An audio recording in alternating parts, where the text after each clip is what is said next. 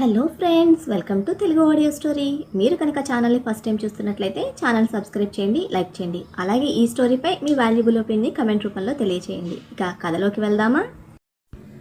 చెల్లి నీవెవరో పార్ట్ 121 చూసే ముందు పార్ట్ 120 చూడండి. లింక్ డిస్క్రిప్షన్లో ఇవ్వడం జరిగింది. అప్పుడే పుట్టిన పసిబిడ్డల సన్నగా వణుకుతున్న అమృత బాడీని చూస్తూ ఉంటే కన్నీళ్ళు లాగటం లేదు చైత్రకు. ఎంతటి నరకం చూస్తే ఇంతలో భయపడుతుంది అనుకోగానే ఒక పక్క కోపం, మరో పక్కన బాధ, భయం అన్నీ తనని చుట్టుముట్టేశాయి.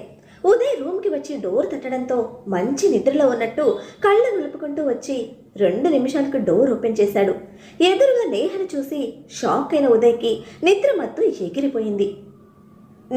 నువ్వేంటిక్కడ అని టెన్షన్గా అడుగుతూ బయటకు వచ్చి అటు ఇటు చూస్తూ ఈజ్ ఎవ్రీథింగ్ ఓకే అంటూ ఉంటే ఏడుస్తూ లోపలికి వెళ్ళిపోయింది నేహ. ఏమైంది నేహ అని తడబాటుగా వెనక్కి వచ్చిన ఉదయ్ డోర్ స్టెప్ దాటడమే తనను హత్తుకొని ఏడుస్తూ అమృత గురించి చెప్పింది. ఏమంటున్నావు? ఇంత సడన్గా ఏమైంది తనకి?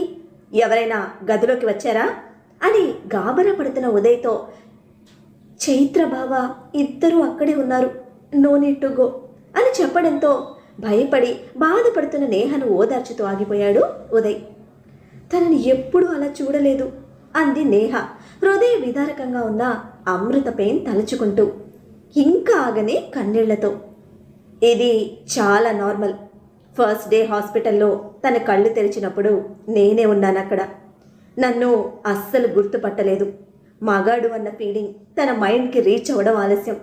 నన్ను చంపేయండి, ముట్టుకోవద్దు అని పెద్దగా కేకలు పెట్టి